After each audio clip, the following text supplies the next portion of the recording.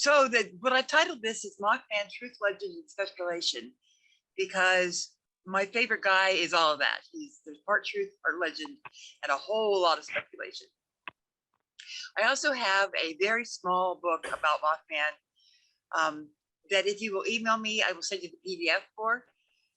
It's really not worth publishing per se, but it's got a lot of information that you might benefit from. So first of all, what is truth? In our business, and I assume all of you guys are in this research thing, we tend to have a lot of people say that it's true because they saw it. That's not necessarily correct. Truth is not so much about what's happened, but what your belief about what's happened, which is what makes it so crazy in the US right now, is because everybody's got a different truth based on their experiences. Truth is personal and individual. What's true for me may not be true for you. And historically, there have been three kinds of truths. One is the pragmatic theory, and that's what I tend to find in a lot of current paranormal researchers, is that truth is what works. Maybe not. We're finding out more often that things that we're experiencing may or may not be true. There's also something called the coherence theory of truth, and that is if there's a logical progression in something or logical theory, then it must be true. Also, big holes in that one. Just because it happens over and over does not necessarily mean it will always happen. And then the third, there is the correspondence theory of truth, which is when an idea matches the way pretty much everybody else thinks. But that's, as we've seen in the last 10 years or so, that's not necessarily true either. So it's a very, very loose definition of truth. And I am hesitant to challenge anybody on what they say is the truth, because it may be their truth. So this is kind of my truth about Mothman. Point Pleasant is where the most of the Mothman stories originate. It's in West Virginia. I'll show you a map in a minute. It's been inhabited for over 6,000 years. Dates back from the mound builders. I don't know if you guys are familiar with that. Do they build mounds in the UK? It's basically where the original folks buried their dead. And they still exist today. Point Pleasant has a dark history, especially with the local natives. And when I say natives, I mean people who have lived there their whole lives, not just Inuit or Inuit groups. The town was incorporated in 1833. The first Englishman, so far as there is on any record, was Christopher Gist. He was a surveyor for the Ohio Land Company, and it was his job to lay out the plots everywhere. And when he came back through in 1750, he got to the mouth of the Great Kanawha River, which is where Point Pleasant is located, where the Great Kanawha and the Ohio meet. The first white woman that saw the mouth of the Great Kanawha was Mary Ingalls. She was taken prisoner by the Shawnee on July 8, 55, and that was known as the Draper's Meadow Massacre. That's now known as Blacksburg, Virginia. You may recognize her name, Mary Ingalls, as from the TV show Little House on the Prairie. This show is based in reality without trying to beat reality. So they've used her family quite a lot in reference to their content. Aboriginal people in Point Pleasant started about 4000 BC and were active until 1300 AD. And this includes the Wyandots, Shawnees, Delawares, Ojibwas, Ottawas, and a lot more that get more difficult to say after that. But the Miami were the primary tribe in that area. Many of these actually came under the heading of Miami because they're grouped in very strange ways that I am certainly not a professional at. I don't even know which side you guys are on. The left side of my screen, I assume it's on yours, is a gray and white with a red spot in the middle. That red spot is West Virginia. It is its own state. It is not part of Virginia. It hasn't been since the 1860s. Most West Virginians, when you talk to about that, will have an opinion one way or the other. I will keep mine to myself. But it was part of Virginia. It is now its own state. The map below it is West Virginia map. Just west of where the W is, West Virginia. I don't know if you can see my cursor. But right about there is where Point Pleasant is. This is the Ohio River that goes from up in Pennsylvania clear down past Kentucky. And we're on the Ohio, right next to the Ohio border. It's basically a very comfortable place. It's not completely unlike Wales. It does have winter, but it doesn't last forever. In Canada, I don't think it's ever not winter. I'm famous for being cold in August because it's like only 19 at night. And that's upsetting to me. I want it to be 25 at night for me to be comfortable. The original people were mound builders. All of these people came from mound builders, but not all of them continued to make mounds. Elevation is 572 feet above sea level. And when you think of West Virginia, you don't think of it as being that close to sea level because it is primarily mountainous. Between West Virginia and Virginia are rather large and very old mountains. They're not as big as the Rockies, of course, but they're not as new as the Rockies either. This area of West Virginia gets about 23 inches of snow per year. I've been here long enough to see more than that in a day. Additionally, there are 30 inches of rain per year.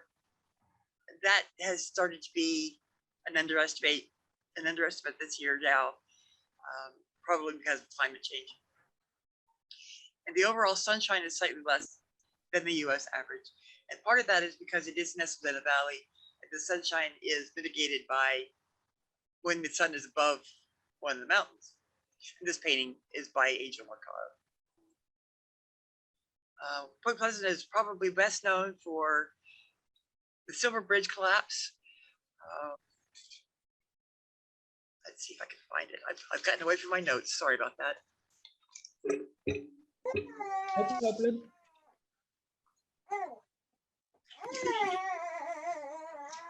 Oh, I'm a grandma. That makes me cry. Okay, the Silver Bridge is something that was built in the 1920s, and it fell in the middle of the Mothman sightings in '67. Well, she needs a nappy change, do you think? The bridge fell, they are saying, because of one of the lights was broken, so that all of the traffic was stopped on a full bridge.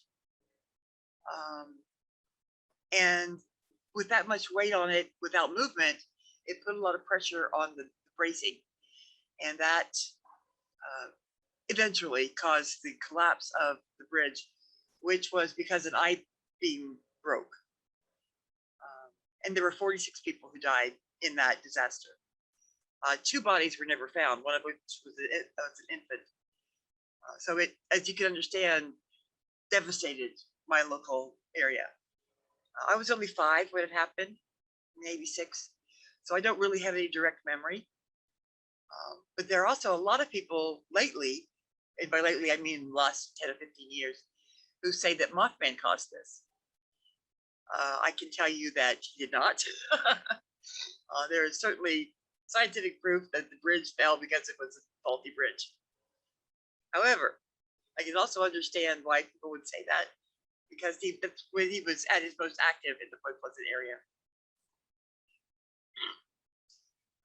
There were some elements of Mothman before 1600. Angels are often described much the same as Mothman. Little aboriginal pieces like this show something that's very similar to Mothman. I don't know if you can see the wings. And there's lots of original artwork done that implies flying humans. So Mothman is not necessarily a new idea, certainly not 1960 new.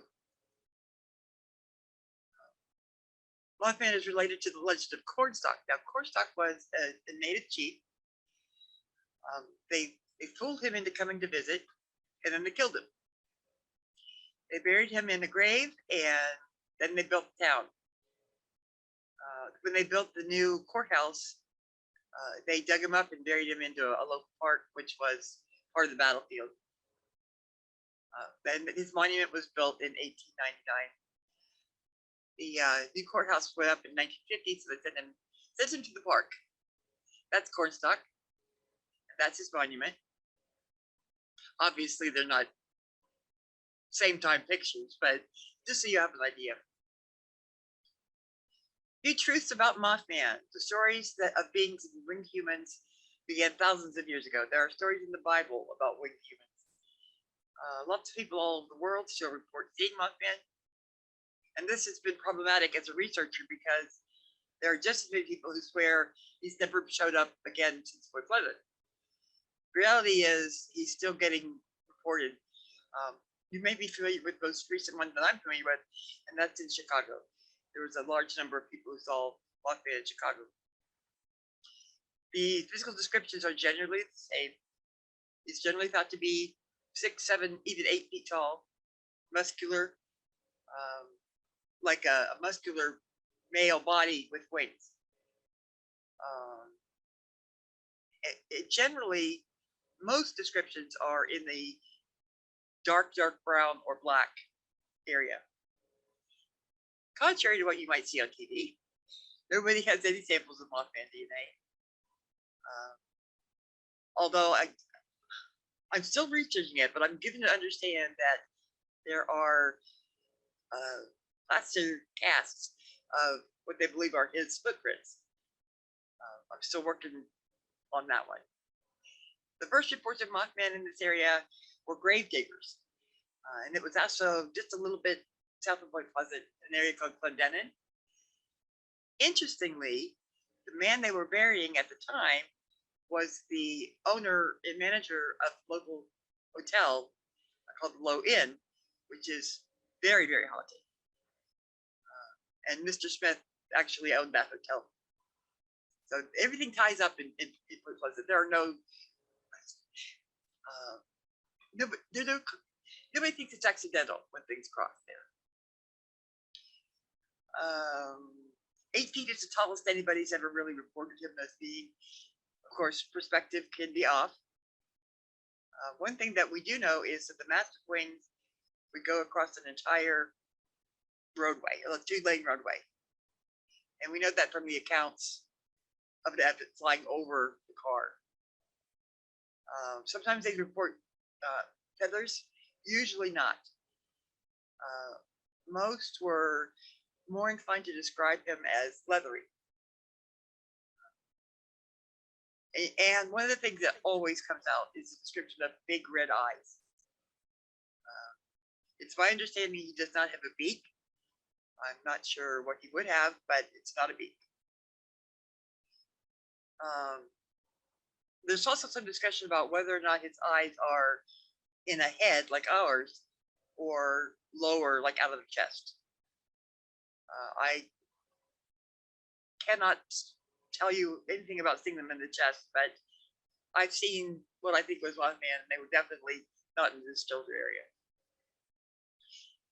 But very few people remember seeing his feet, which I assume is not too surprising since you're in shock when you do see him. You're not going to be checking out his feet. Well, maybe some people would, but I wouldn't. One of the things that I found most interesting is that Mothman can fly without flapping its wings. My first husband was in the United States Marines, and we were stationed at an air base that had Harriers. So the idea that things can fly without flapping its wings tends to be a little more machine-oriented for me. I can't imagine a bird flying without flapping its wings ever. Also, especially at a speed of 100 miles an hour. It's never seen flapping its wings. It just took off and landed. And there's an issue about his sound. Some say that he makes a screeching sound. Some say that he makes no sound at all. The first sighting, again, was that the group that was burying Mr. Smith from the Lowe Hotel. I gotta find a new mic, this was in the way.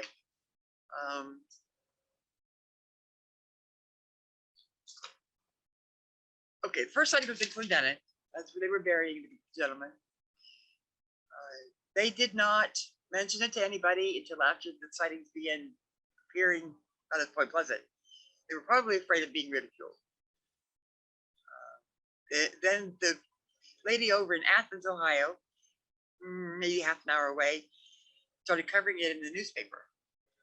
Mary Heyer, she actually died rather young as well, which is what they call a conspiracy theory, that if you're associated with Mothman, you're going to die an unusual death. But Mary reported him very competently, very honestly, and her coverage was picked up all over the country. And I assume the world, although we weren't quite so worldly back then. And he's roughly, I would say roughly 7 feet tall. And his wings do collapse against his body. They're not always out. And that seems to be pretty much the standard. These reports came in the 1600s, 1700s. One of them is Ringo Jack, and one of them is the Jersey Devil. Many people have presumed that they are versions of Mothman. I don't really have an opinion on that. I researched them as separate entities, but I can certainly see some of the similarities. In the 1800s and early 1900s, there wasn't really a lot happening in the Point Pleasant area. They were starting to see poltergeist stuff and the occasional UFO, even as early as the early 1900s. But by and large, it was pretty quiet until about 1966. And that's when the grave diggers found it. However, there was supposed to be a sighting in 65. There was a woman who lived on the river, said that her son had come home from playing and said that he saw an angel. Now, in West Virginia, because it is part of the Bible Belt, there's a lot of controversy over whether Mothman was in any way related to angels, either pro or against. I would not recommend you talk about that when you're visiting. They can be very strong in their opinions. There was a giant butterfly reported in 66. November 66, the folks were digging the grave. And apparently this thing flew out of the wings, flew out of the trees in the nearby forest. You can still visit that graveyard, by the way. And most of the stuff came out of the mid 1960s. In Sweden, let's see, the ghost rocket, and you guys can look that up. It's quite interesting. Kent had 4 teenagers who saw a black figure, but it didn't have any head. And that's sometimes how it's described, how a Mothman is described. Either his face is in his chest or he doesn't have a head.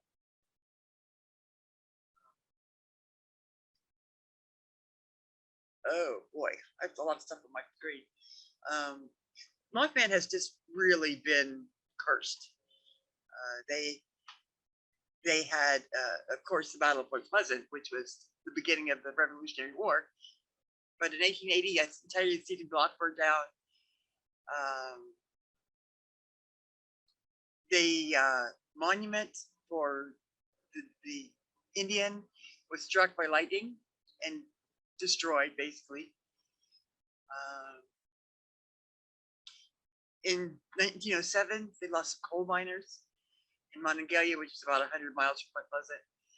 In 1913 and 1937, and several times since then, floods have been a huge issue in Point Pleasant, primarily because it's at the confluence of 2 rivers. The Ohio is a major river, the Kanawha is slightly less so. In December of 1953, 6 men were killed in a barge explosion on the Ohio at Point Pleasant. And then December 67, 46 died when the Silver Bridge collapsed. In 68, an airplane crashed not far from there, killed 35 people. In 1970, another airplane crash. This is probably what you know as the Marshall University plane crash. It killed the team and the coaches. And that's only about 40 miles from Point Pleasant. February 72, 108 people were killed when Buffalo Creek flooded. That's south east a little bit, down around Charleston, but still in the general area. In January 1978, a freight train derailed at Point Pleasant. Toxic chemicals just absolutely soaked the wells, and they had to shut down the wells and come up with another idea. In 1978, Willow Island, which is a power plant, it's north of Point Pleasant, about an hour's drive, killed 51 construction workers. So really not the most pleasant place you want to be around. I was born there in 1961. I don't know whether they consider that a plus or a minus. Another supposed sighting took place in 65. We just talked about that, how her son seen an angel and a giant butterfly.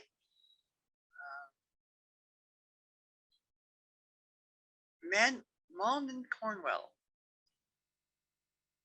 This is in 1976. There were two 14-year-old girls and a 14-year-old boy, I should say, saw a hissing owl man. This is frequently how we hear the descriptions of Mothman, especially when his eyes are red. That is probably the most significant thing about what you see in Mothman is its glowing red eyes. And they are actually glowing, they're not reflective. This one, the sheep reports, had gray feathers. So it's not necessarily exactly like everybody else's, but it's worth considering.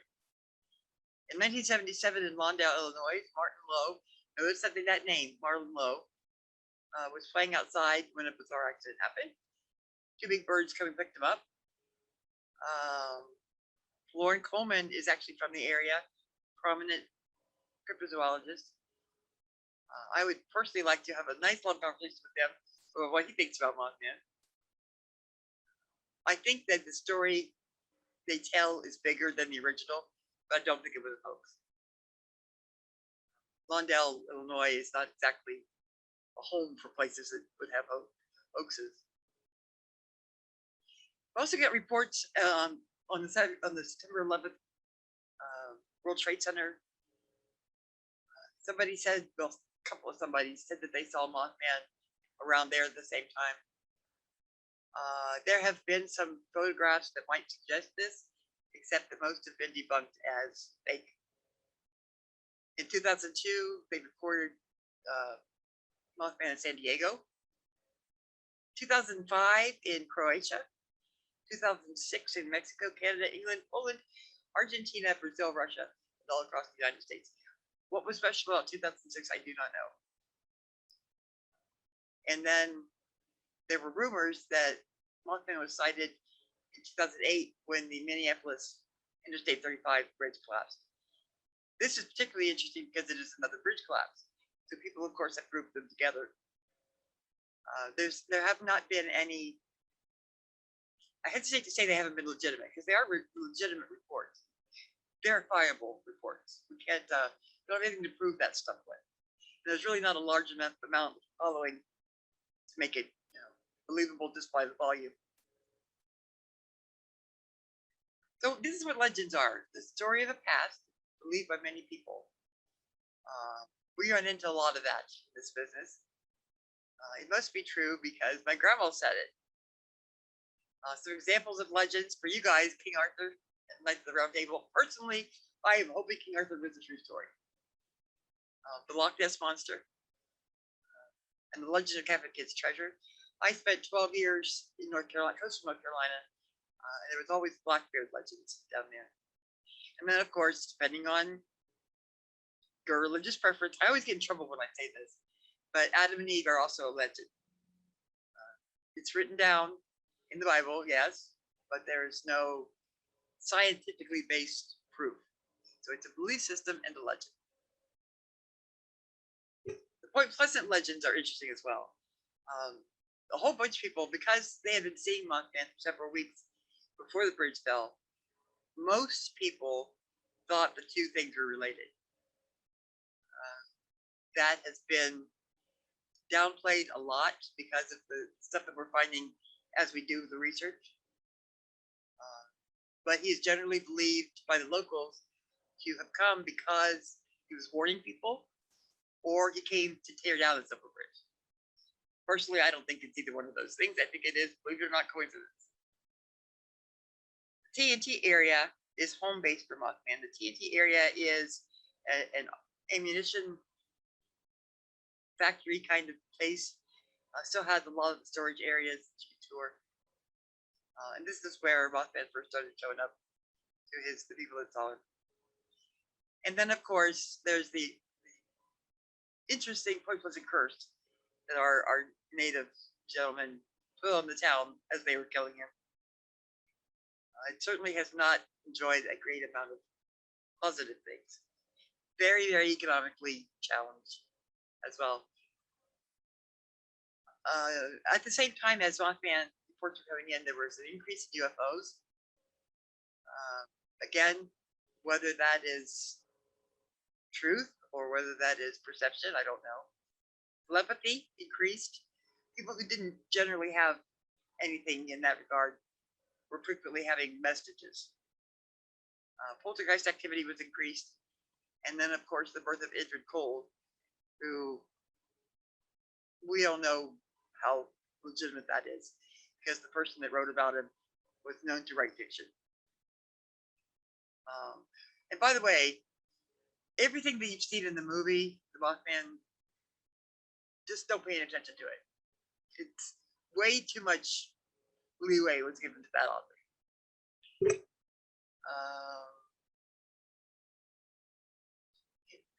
Okay. There are some legends that Mothman is a mutant animal. This is largely because there's a massive chemical cleanup area where they saw Mothman. The scientific-minded people tend to go with that one because it makes sense. If this is a bird-man combination, certainly there must be a biological element to it. I don't know. I can tell you that I don't personally believe he's responsible for the collapse of the bridge. Whether he was there to give warning, jury's still out on that for me. Another legend is that he was only seen in the Point Pleasant area from November 15th, 66 to December 15th, 67. This is not true. Also, during the massive time when he was there were lots more UFOs.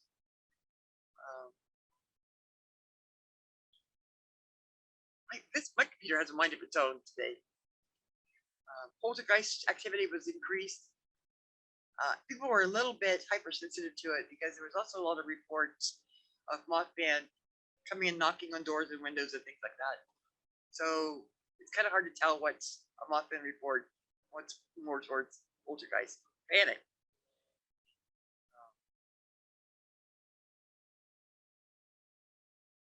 Okay, speculation. It's when you take all of these things that you've been hearing about and you make a theory. What this theory doesn't have is firm evidence. I think a lot of what we do is speculation. And there's nothing wrong with that as long as we will understand that there really isn't a lot of proof of anything. It's also the activity of guessing possible answers without having enough information to be certain. A lot of that goes on in this business. But it kind of has to, because if you don't put forward a theory, there's nothing to test. Sometimes speculation means the act of formulating an opinion.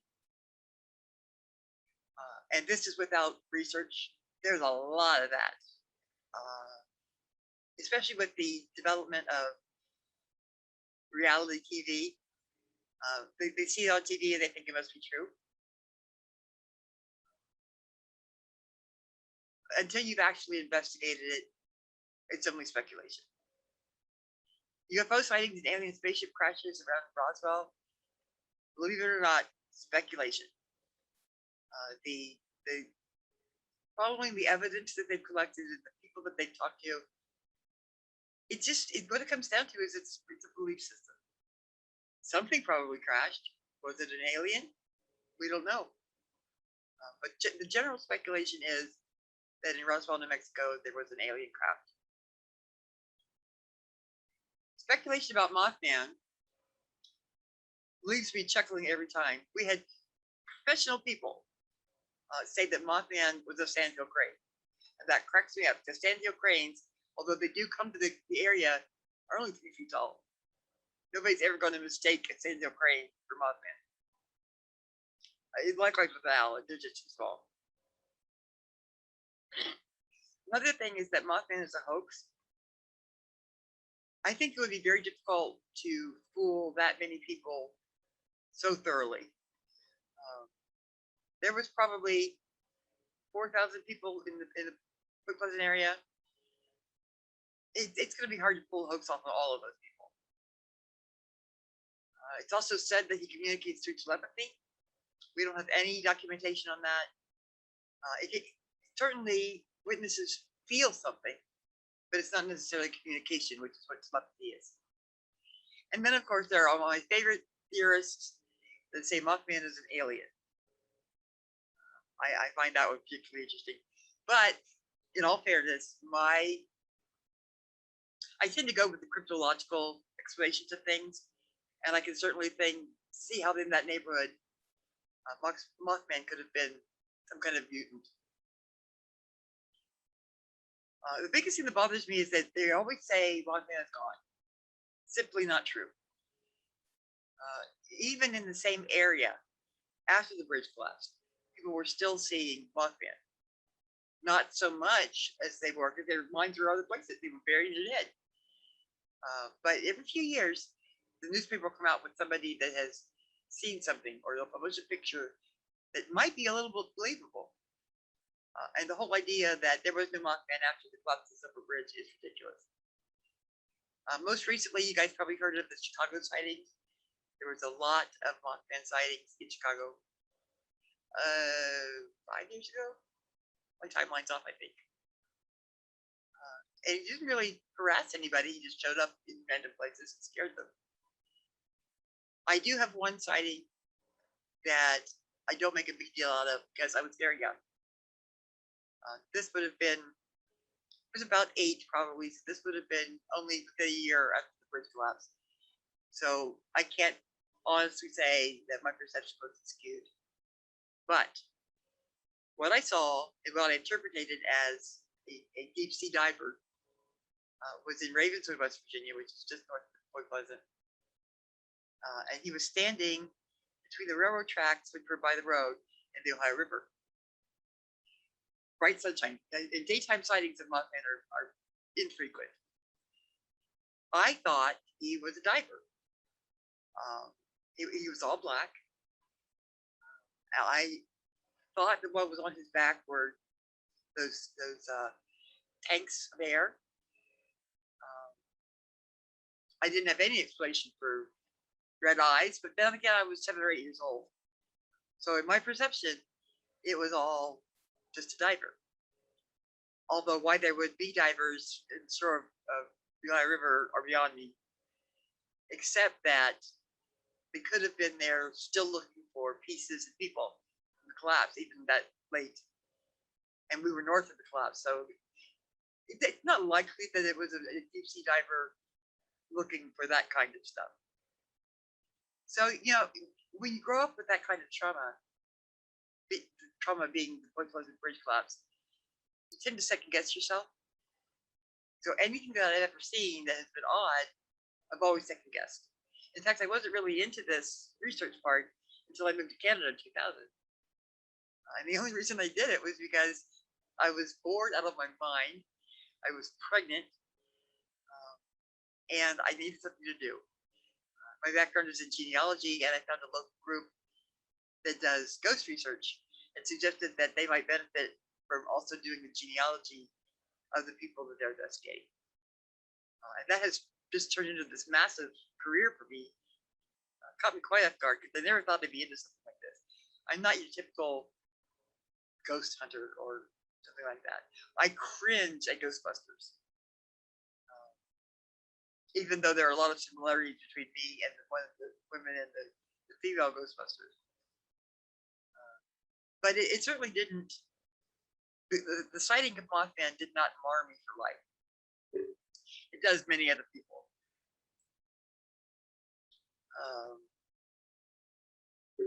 There he is. That's the statue.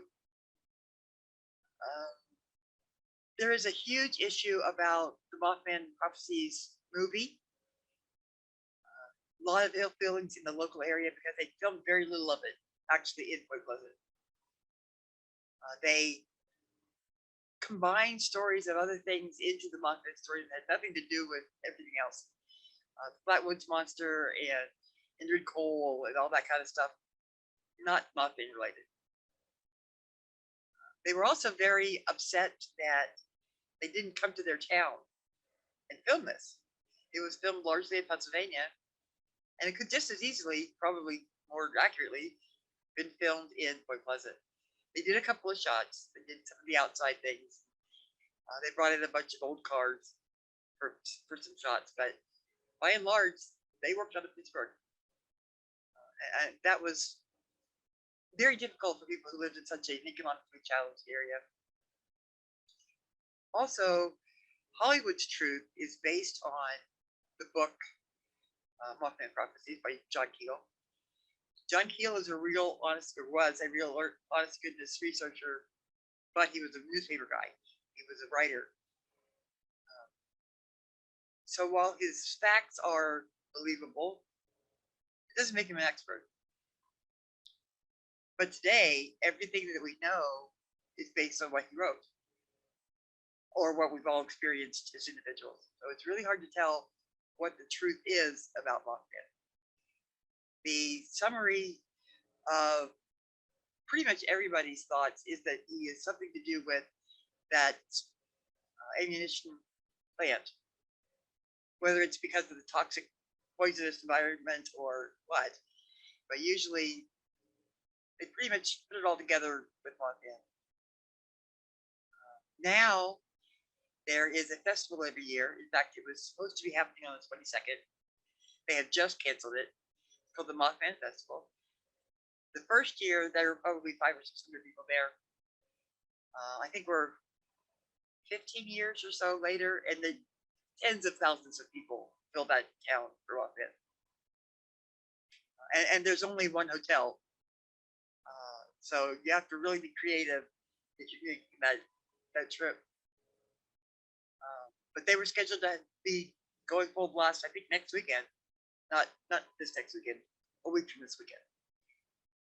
And they decided that because it is so crowded now, people are literally shoulder to shoulder in the street, that perhaps COVID was still too much for them. But we were hopeful. The festival is put on by a local guy named Jeff Monsley and a local woman who was actually related to the infant that died on the bridge. So it was cathartic for them in a way to put together this festival. Traditionally, it has speakers that you can listen to both days. They have a beauty pageant. They have bus tours of the TNT area, and lots of stuff to buy. There's always Mothman pancakes, which are interesting. Frequently, there is a coffee somehow related to Mothman, and now there's a beer called Mothman beer that you may or may not be able to find at the Mothman. So, I think, and I always preface everything with I think, that there is something biological about these Mothman types. The other problem with that is they need to have at least 500 to have a sustainable population. Otherwise, they would just all die out. That'd be that. But because the stories have come in for thousands of years, it's hard to just dismiss it as a big hoax. And because there are some physical findings, the footprints, if we can find them, certainly were done by the police and would give some validation to this whole thing. But please, please, please, don't base what you know about Mothman on that movie. That's probably one of my biggest complaints is that movie. The book, however, you should absolutely get. You should read it. It's not expensive. It'll give you a lot of factual reports of the time because he was there when he was writing it. Unfortunately, Mr. Keel has now passed. I think most of the witnesses from the Point Pleasant era have also passed. I've had the immense fortune to meet a couple of them. Very, very legitimate people. I know because they're from West Virginia, there tends to be a lot of talk about them being drunk hillbillies or whatever. Not the case. Yes, it was the 60s. No, they were not high. Yes, they were just barely over teenage years. They were married adults. It wasn't like this was a prank. And I urge you to actually get down to the basics and read about Mothman facts. There are a couple of actually quite good books. Jeff Wamsley has written one or two of them. And if you want honest information, go to that stuff in the newspaper reports. Okay, well that's it for me. I probably didn't touch half the stuff you want me to. So if you have something that you want to ask, by all means do. Let's go back to that video. There we go. There's our statue. Okay, somebody running this show? Yep. Hi, Robin. Thank you so much. That was a wonderful talk. It was such a privilege to have a talk like that about such a legend from somebody who is actually from the town itself, and I thoroughly enjoyed it. I will apologize on behalf of the people of Britain and probably the rest of the world. I think, speaking for a lot of us, our experience of Mothman and our knowledge of Mothman comes probably 90% from that film. That's what we know about it, which is why it's so great to have a speaker like you with sort of intimate knowledge of the area and the story. Yeah, I've got a few questions coming in here.